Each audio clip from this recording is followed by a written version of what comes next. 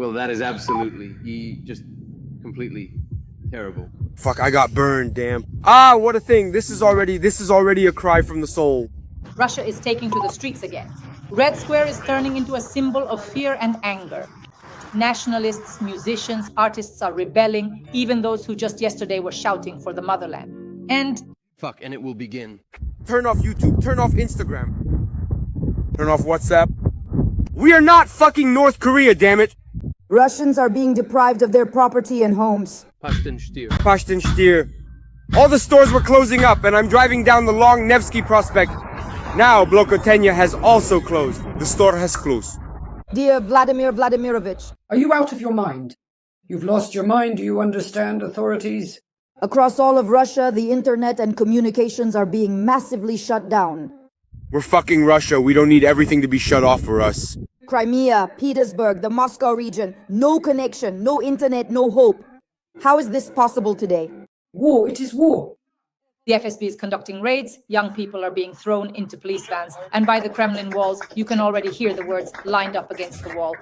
The country is entering a new spiral of repression and panic.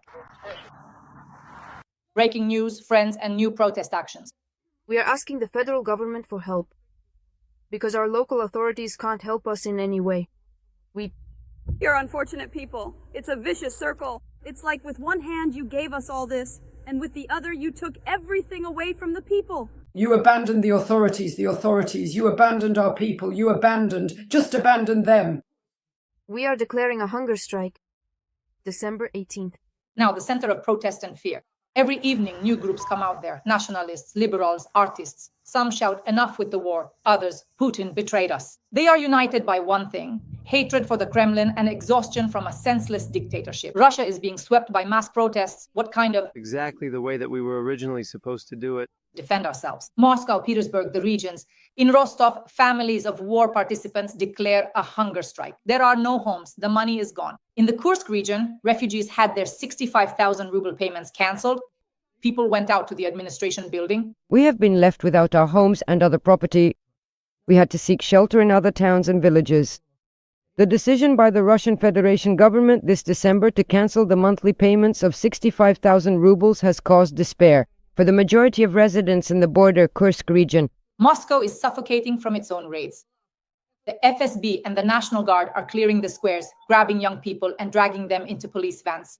Dozens detained, among them artists, musicians, street singers, everyone who dared to sing, write, or simply speak. Now they're considered extremists. Penza, protests over internet shutdowns. Moscow and St. Petersburg are even worse. Internet and communications outages, nothing works. WhatsApp has been slowed down by 70 to 80%. They're preparing to block it. Russia is turning into a total concentration camp. This is already a cry from the heart. It's truly a cry from the heart now. Shut down YouTube, shut down Instagram, shut down WhatsApp.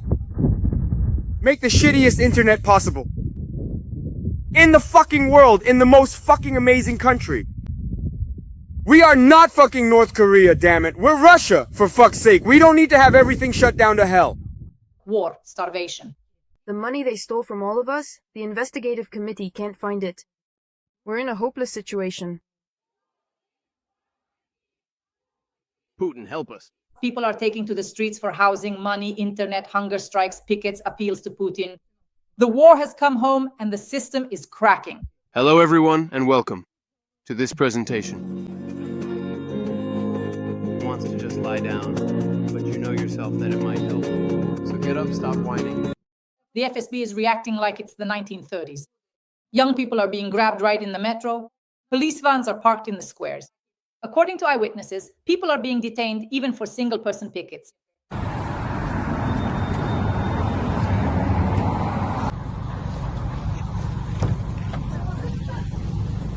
The police don't give any reasons, just say it's a special operation.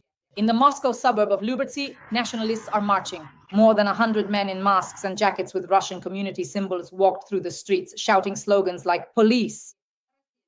In Lyubertsy, hundreds of nationalists are marching. Masks, torches, songs about Great Russia. The police pretend not to see, but this isn't a patrol. It's a new wave of Russian chauvinism. It's the same athletic guys who started the gangs of the 90s.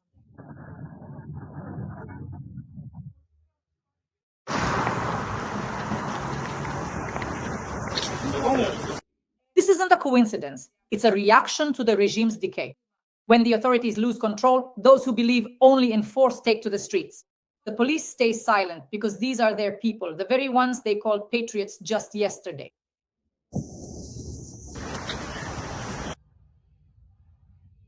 President Putin, help. Putin. Help! A week ago, officials tried to hide behind participants of the special military operation. They announced that a church would be built in their honor. Most residents consider this an unacceptable manipulation. The migrant protests in the Moscow region, and Moscow haven't even died down yet, and the migrant riots against Muscovites, when already the nationalists have announced their own new uprising.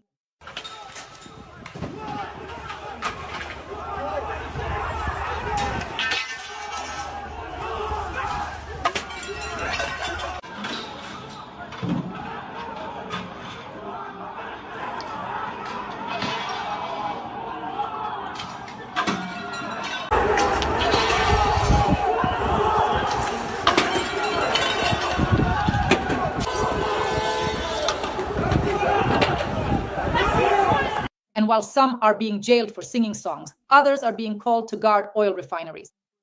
In connection with the emerging threat of the Ukrainian armed forces using long-range unmanned aerial vehicles, there is now a risk of strikes on important aviation facilities and other residential areas in the Tyumen region. reservists are being lured into work, 30 to 50,000 rubles for the risk of dying in the next explosion. This isn't an army, it's a meat grinder. The regime is literally holding the country together with fear and hopelessness. In order to increase the level of protection for important medical facilities, a decision has been made to employ the most well-prepared, patriotically minded citizens to defend these sites.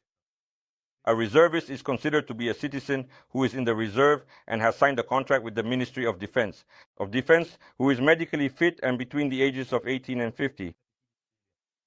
The main difference between a reservist and a serviceman, according to the contract, it is understood that he combines his regular employment with being in the reserve. I would like to note that reservists involved in the protection of important critical facilities are not deployed in special military operations. They will carry out activities within the territory of the region where the important critical facility is located. In our case, this is the Tyumen region. I would like to note that the period of being in this reserve is 60 days. A mandatory requirement is that reservists must undergo compulsory training lasting 14 days. This training is conducted under the guidance of experienced specialists and instructors at the Tyumen Engineering School. And against the backdrop of this madness, Ilya Medvedev's words, "the death penalty is sometimes useful," make sense. The phrase, as if it had come straight from his father's mouth, has simply become a meme. But Russians are in no mood to laugh. Firing squads. Zelenogradsk is now absolutely not a metaphor. Instead of making proper, comfortable benches for people on the renovated Zelenogradsk promenade, they put this here. What is this even for, and how is anyone supposed to use it? I've heard that these benches are called firing squad walls. It's unclear what the city administration was thinking when they designed this, but it was clearly not about making things comfortable and convenient for people. What do you think about these standing benches? Will they make proper ones, or will they just leave this? people see in them a reflection of the future where not even songs remain. Today, Russia stands between a song and a police van, between the square and the wall. And even if the Kremlin once again declares that everything is under control, that it's all over, control is lost, and now fear exists on both sides of the barricades. Here, people have gathered who are united by a single problem and a single misfortune, who acquired their land honestly, and now they are taking it away from us.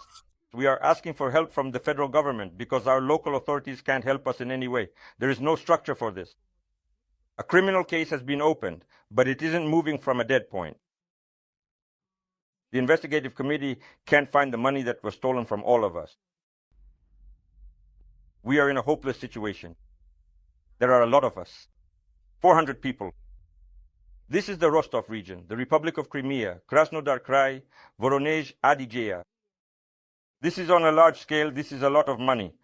We are unfortunate people. It turns out to be a vicious circle. You gave us all this, but with the other hand, you took everything away from the people. They are not worth what you took from us. You took away my child's childhood. Both of them. She, mine, still cries into her pillow to this day. You took it away. You did, not us. We didn't abandon everything and run away from there. We didn't ask you for this. You abandoned authorities, you abandoned our people, you just abandoned them, simply left them. We are unfortunate people. It turns out to be a vicious circle. It's like with one hand you gave us all this, and with the other hand you took everything away from the people. Why didn't we stay in Sochi and defend our own homes ourselves? How should we interpret this? Shops were closing down. I'm walking along Nevsky.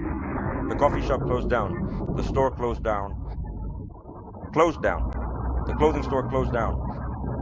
The rental closed down. Moscow, St. Petersburg, Perm, other regions of Russia, police vans, the FSB, and other special services that monitor young people who sing anti-war and anti-Putin songs.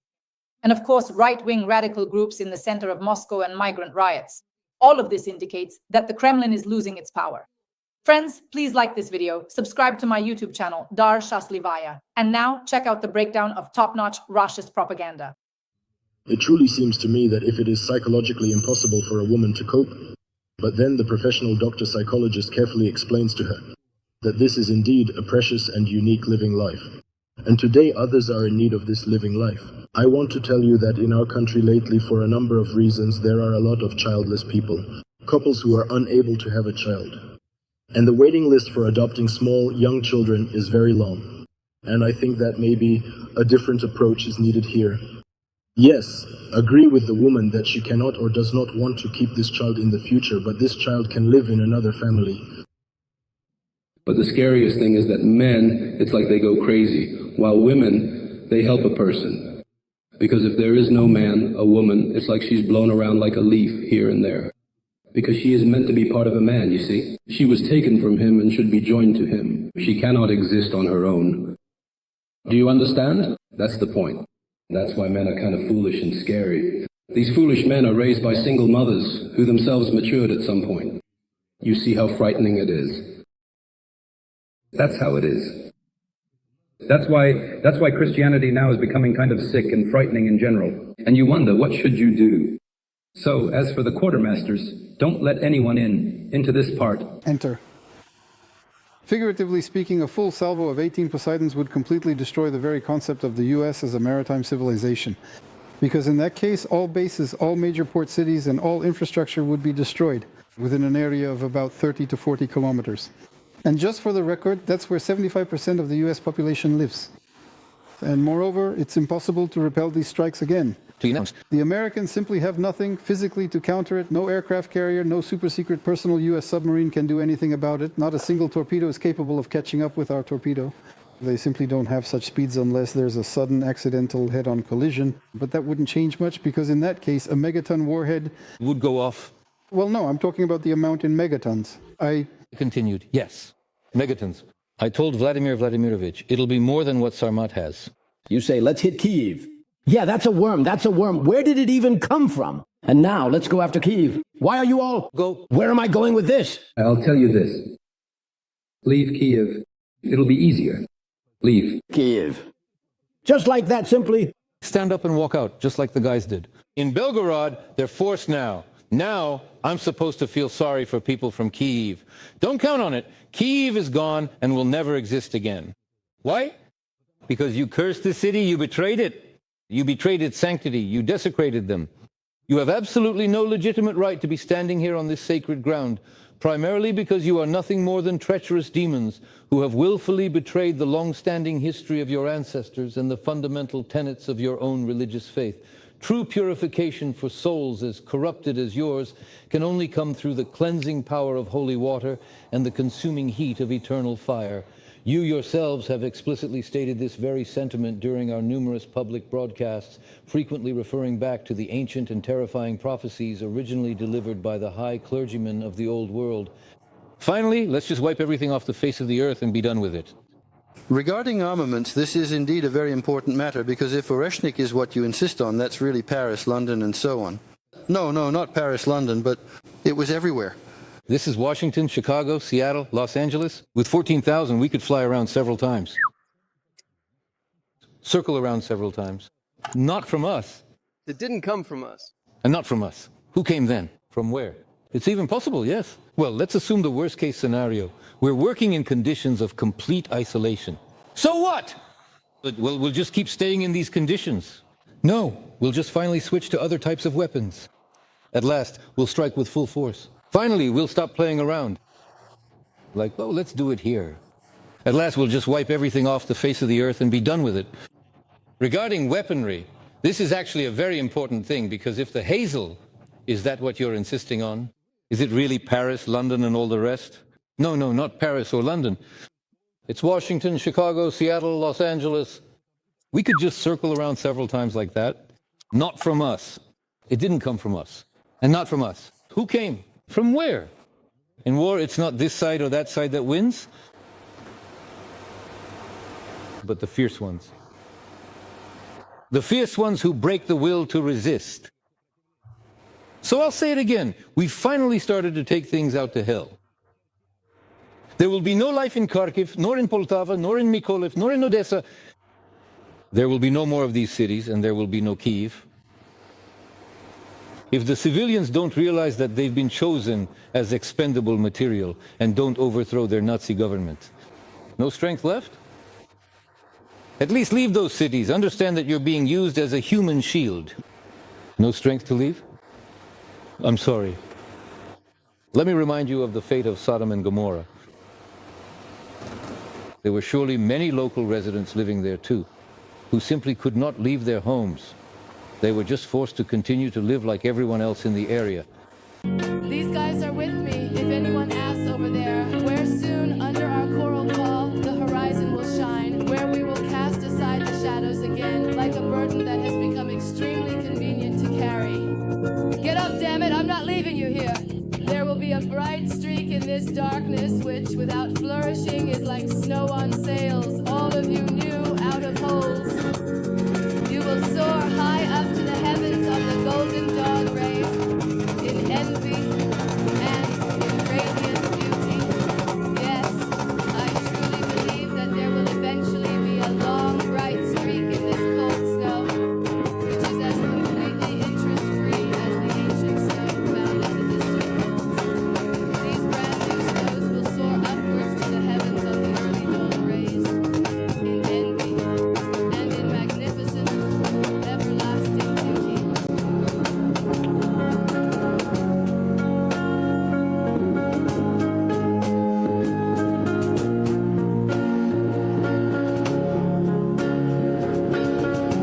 I would like to express my sincere gratitude to you for all your help.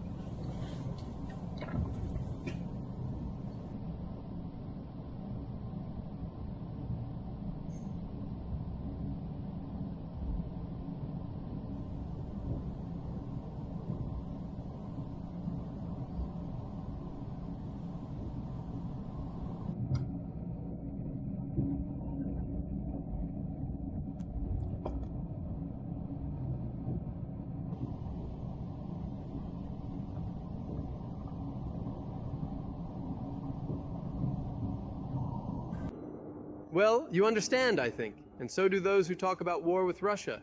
They understand too. So, are we supposedly planning to attack Europe or something? What kind of nonsense is that? Is there really going to be a war? No, I proceed from the assumption that it's impossible. Live in peace. Is it realistically possible to effectively achieve demilitarization if you only maintain control over a limited part of the territory? Of Ukraine? And on the other side, it turns out that, well, I think that's impossible, so it turns out you have to take all of it. Take all of it? Well, I don't know about that. By years, are we talking decades or... Well, a very long time, because even if our forces advance quickly, in reality that's not the case. Everything is happening quickly. On the other hand, I don't hide the fact that I support our policy and our policies. Our governments, and specifically Putin's. I am actually incredibly proud of him, especially whenever he conducts himself in such a remarkable manner that you can only be truly proud of. But this question keeps nagging at me. What will happen next? It can't go on for 100 years. Denis Vladimirovich, I want to say thank you very much for these wonderful gifts. I promise to respond as well. I want to sincerely congratulate you on this occasion. I wish you a very happy upcoming new year, filled with all the best things in life, and I thank you very much for everything.